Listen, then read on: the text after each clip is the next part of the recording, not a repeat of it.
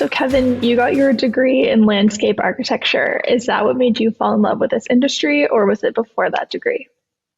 I was part of the Postal Junior Garden Club when I was a kid, and kind of cool. My kids Awesome. are in the same club now. And then, doing things like working at my uncle's Christmas tree farm and, planting and pruning Christmas trees. I think that's what got me into it.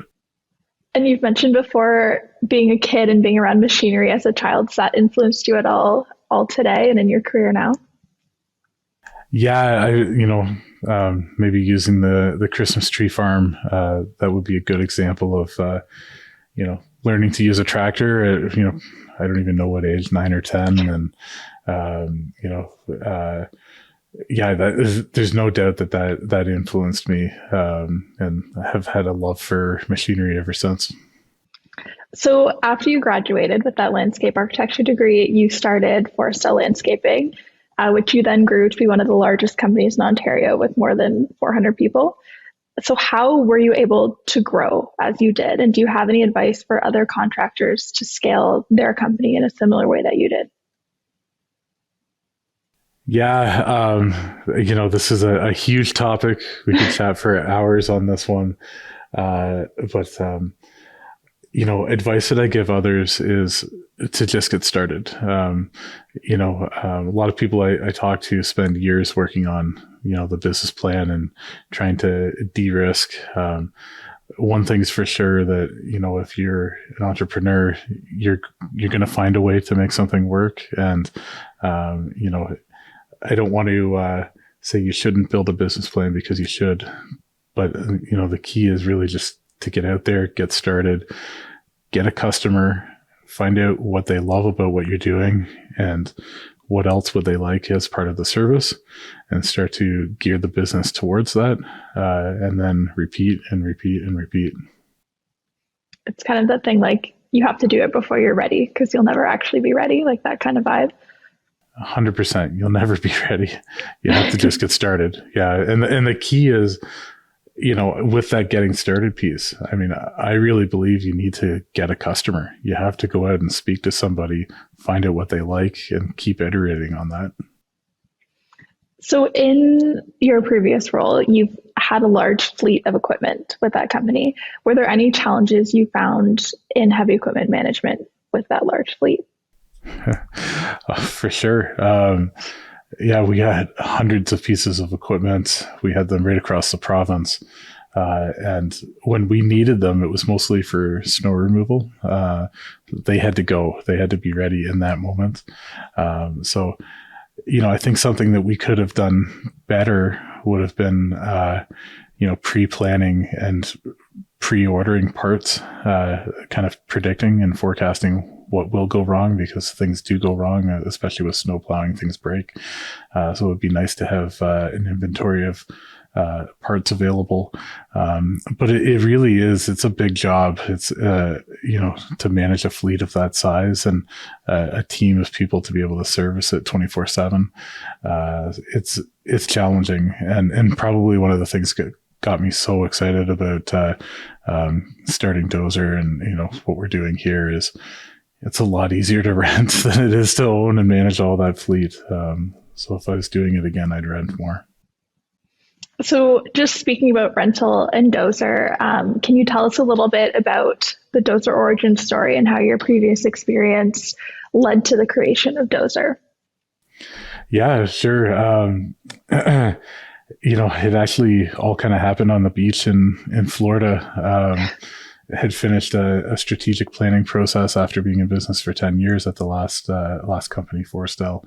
I was down there with my whole family, my brother Tim, my wife Erin, my dad Tom, all part of the previous business. And we were still trying to figure out what to do with our underutilized equipment. A lot of those 120 horsepower agricultural tractors and 3-yard wheel loaders that were used for snow removal, but not used for anything else in the summer. And we were trying to figure out, should we do, cash cropping or, get into excavating? And it just wasn't our area of expertise. And we sort of had this aha moment. Well, renting a place on the beach through a company like an Airbnb with a sharing economy that, hey, this is great. We wouldn't have done this without the sharing economy. Why don't we, bring the sharing economy back to the construction industry? Now we've made a whole lot of pivots or a lot of evolution over the last few years, and we're a little bit less about the sharing economy now, and more about professional supply. But that's what got us going. So then your previous role kind of put you in a unique position starting DOZR. So were there any things from Forestell Landscaping that taught you about identifying problems that you could then solve with DOZR? I'm not sure I have a great example, because there were lots of problems to solve. But I think, the message, or, something that holds true with me is, don't be intimidated by those problems. None of them are all that big. They might feel big in the moment, but, just pick them off one by one, and, keep moving on and continue growing. And then you've mentioned before that there were some challenges and different pivots in Forestell Landscaping. And then what did starting DOZR teach you that was different than what you'd already previously learned in your first business? Oh boy. There's similarities for sure. But starting DOZR is a heck of a lot different, in the sense that, the team that's joining here is really coming in and bringing skill sets that I'm not trained in, and I try to keep up with the team here. Whether it's working on podcasts like this, or digital marketing strategies, or machine learning. There's a whole lot of things that are different here, but I would say that the similarities really are as big as those problems seem. There's somebody, that can solve them. And, when we were at Forestell, it took a lot of grit sometimes to get through, the harder days. And you're going to have harder days when you're growing fast. And I think we have certainly carried that through here to DOZR. And, that grit is still very much alive. And, we feel like if there is a very large problem, it's worth tackling, and we want to take it on and be the first to tackle it and solve that problem. So a lot of those, like that problem solving, that grit kind of transfers with both companies. Yeah, it absolutely transfers. And then is there any differences kind of in like the day-to-day management practices of managing a contracting company versus a construction tech company? Are there any similarities? How do those two compare?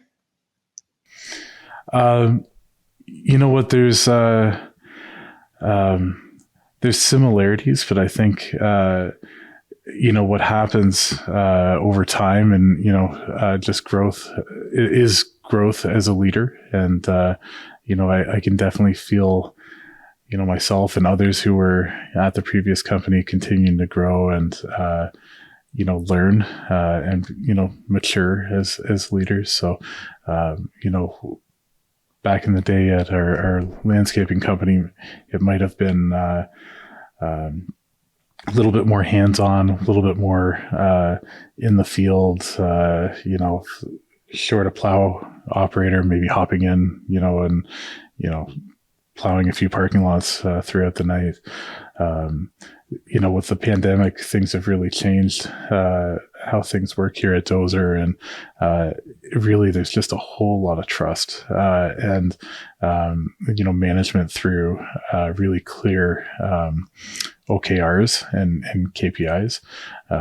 So I think maybe running this one a little bit differently than the past, but have a really, really awesome team that's able to support that type of management. So building off that kind of trust aspect, is there anything different in the way you hire and look for employees now than there was before? Are there kind of similarities that you look for in people, or has it changed quite a bit as you've changed? You know what, that part remains the same. I mean, really, it's about finding great people. I've always believed that it's less about, the skill set, and a lot of these skills can be taught. They're more of a nice to have, but really it's all about finding great, motivated, passionate people that want to be part of, the organization and part of problem solving and, the mission and vision of the company itself. So, for me, I've always, had this thought of, if we find somebody really great, we'll find out what they'd like to do and make a spot for them, rather than taking the other way of, okay, we really need this task done. Who has that skill set? So yeah, a little bit backwards. No, I don't think that's backward. I think that's a super interesting way to look at it. Like a lot of the traits you're talking about can't necessarily be taught. So I think it's important that you're hiring for those kind of like undefinable traits. So jumping back to your education a little bit, how do you feel like the landscape architecture degree impacted your career later? Did you feel, has it affected people's perspective of you at all in tech versus how it did previously in Forestell landscaping? How has this shaped your career and who you are today? Yeah, that's an interesting question. I feel like it shaped my career in ways that maybe wouldn't be as expected. The obvious side is, it was really great to have the degree to, hang on the wall and, be able to put on my LinkedIn profile. It opened some doors when we were at Forestell Landscaping. It was a requirement in some cases. But more than anything, I definitely have a passion and a little bit of a creative flair. And I find there's a lot of overlap between landscape architecture and UX and design when building a website. There's a lot of theories about rooms and moving people through spaces. It's really, really similar. So I'm able to kind of bring that passion and some of the skill set from that degree over to DOZR. That makes a lot of sense, for sure. And then on that note, what is it that excites you about the intersection of everything you've done before and the intersection of technology and e-commerce and contracting and construction? What excites you about this specific field? You know what? We're at a moment in time where things are, it's an inflection point. Things are moving very, very quickly. The adoption level of e-commerce has absolutely taken off, and it's less of an adoption now and more of a expectation to have e-commerce available. And we've been working on DOZR for 7-8 years now, and as we're coming out of the pandemic and people are really expecting to have e-commerce available, where a lot of hard work has, put us into this position to be here at the right place, at the right time.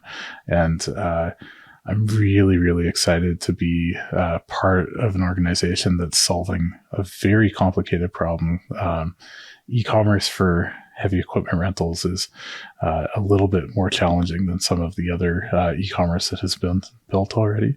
And definitely know we're the right team and excited to be here. So solving that very specific problem definitely requires a bit of background knowledge. And there are some cases where people that maybe aren't super familiar with an industry are trying to create solutions for it. So do you think your background specifically gives you additional credibility or kind of an insight into how to speak to contractors, how to solve their specific roles versus someone who maybe doesn't have that same background as you? Yeah. So, I mean, I will say that my domain expertise will speed up some of the decision making, and we can jump over some speed bumps faster, just with a good knowledge of both sides of the marketplace and how things work. But really, this comes back to the team. That's there's there's something about having some of that intuition and gut feeling, which is great. But this is something that I also can't, even come close to doing on my own. So, I'm happy to be able to give a little bit of that insight. But it all comes back to the team. One more thing that I would say it opens doors is actually getting out to speaking with the supply and the demand. There's something about having that network already, and it's a little bit easier to, get out onto job sites and get into rental houses that you previously worked with. So, I guess our customers open up with myself and others that are from the industry. So that kind of gets us back to our DOZR way and being authentic and, remembering our roots. Definitely. And then speaking of the DOZR way, can you kind of elaborate on what the DOZR way is and how we're customer obsessed and everyone on the team picks up a shovel and sort of how that influences the way the company is run now? Yeah, of course. The DOZR way has become a really, really important part of the company. We use it as a way to make decisions at DOZR. So there's 5 founding principles, for example, being authentic and remembering our roots, where we came from, who we're building this for, things like being customer obsessed. And we actually talk about this every single day at DOZR, and it makes a huge difference. Cool thing is all of our customers and suppliers have come to know the DOZR way. It's not just something internal. It's something that the world's getting to know. So yeah, it's pretty exciting and helps us a lot. Can you go into detail about what building builders is, and does the DOZR way factor into that at all as well? Yeah, for sure. So, I think that building builders is a whole bunch of conversations with really great people, and through those conversations, we get a chance to talk about, how technology can help. We talk a lot about growing and scaling businesses, what different resources are at people's fingertips, whether they're physical resources or ideas, and fun stuff too about pivoting and evolving businesses and problem solving. Awesome. And then we've talked a lot about your past and how that influences your role at DOZR. Is there anything about your past that has made you want to have these conversations with people and made you want to share these stories out with the world? Yeah, for sure. So, back in the days when we were at our construction landscape company, it was a pretty competitive space. And, I definitely felt that, all of the contractors, that were kind of in my network, we had the exact same challenges, and always wanted to be able to talk to others about these challenges, and sort of build off and learn and grow together. But that can be challenging when, you're in a competitive space. I feel like I'm in a unique opportunity now where, all of that competition has disappeared, and really looking forward to being able to share and continue learning, and just having some fun conversations with others in an industry that I absolutely love. Absolutely. And then what are you hoping for from the building builders audience? Are you hoping that you'll spark more stories, more storytelling? Are you hoping to inspire people to start their own company or grow their current company? What's your ultimate goal with building builders?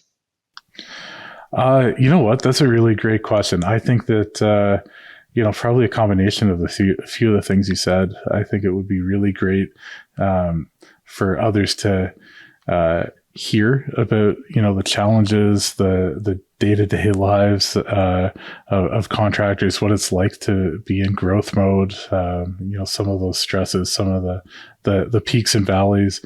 I hope that it inspires more people to get out there and, get started, try building a company. I hopefully people find it interesting.